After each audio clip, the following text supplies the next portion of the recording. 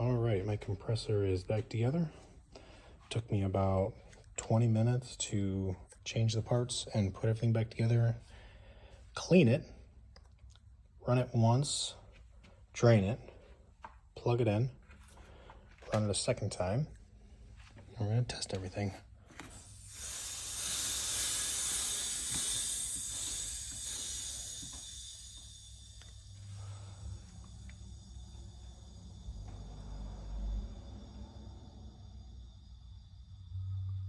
Okay, while that's charging, here is the parts number there for the rod and piston assembly and the valve plate from the Home Depot website.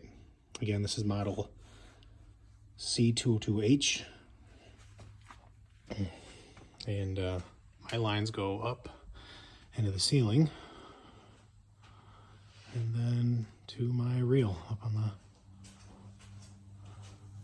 ceiling here. Everything here is PEX. Been using it for about a year, haven't had any issues with it.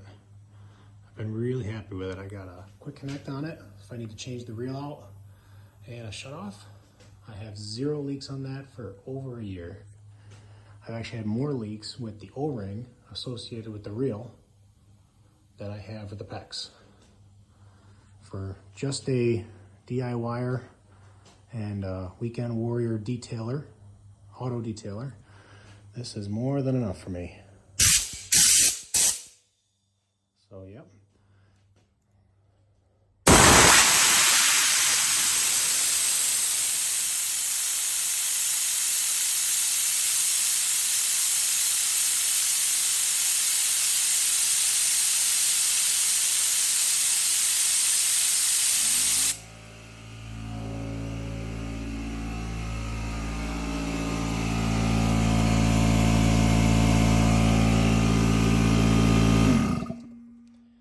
Hope you enjoyed and learned something.